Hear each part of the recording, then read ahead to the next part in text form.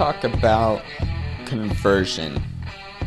Conversion, do not quote me on this, but a very broad way of saying conversion is that it's an extreme form of trespass and chattel. What it is when the possessor, the original possessor of an object, is removed of possession in so much that the taker of the item could now considerably be called the possessor, even though they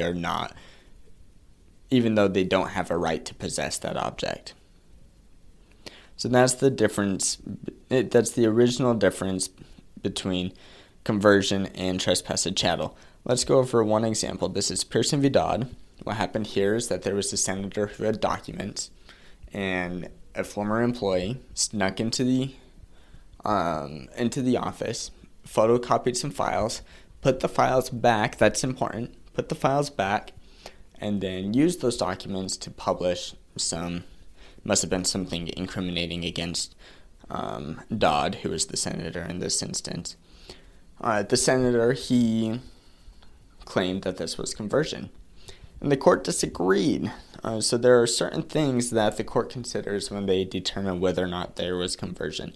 They look at the extent and duration the actor had dominion over the documents, in this case. They look at the actor's intent to assert a right over the chattel. They look at the actor's good faith of using the chattel. And they look at the extent and duration of the resulting interference. They look at any harm that occurred to the chattel. And they look at any inconvenience and expense to the other party.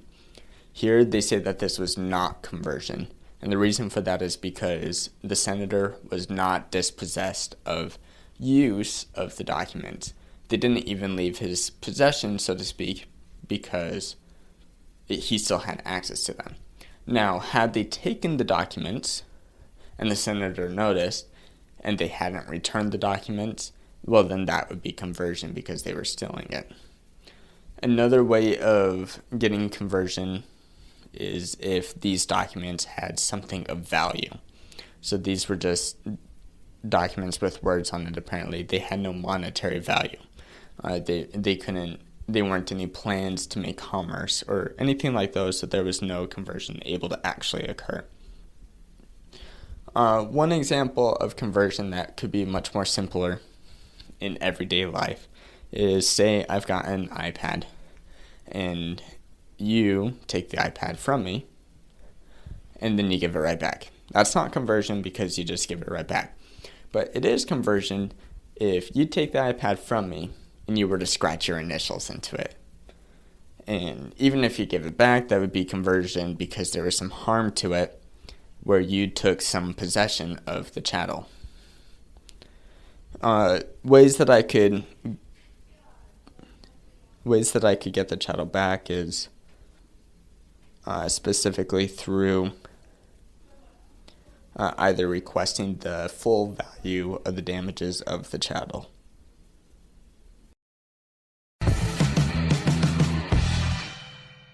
Thank you for listening to this episode of The Law Schoolers. Before I let you go, there are 4 things I want to say. The first thing is if you enjoyed these episodes and if you enjoyed the website, I would invite you to go and join Law Schoolers Pro. And you can do that by going to lawschoolers.com/join. It's a way for you to support us, but there's also a lot of features there that I think you will enjoy.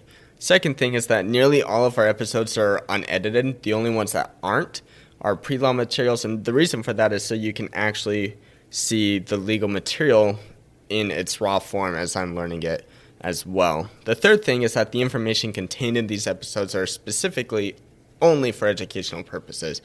They're not to be used as legal advice, and with that, the fourth thing is if it is used as legal advice, we are not liable. That is, Law Schoolers is not liable for any legal outcomes. Thank you again for enjoying the show. Have a good one.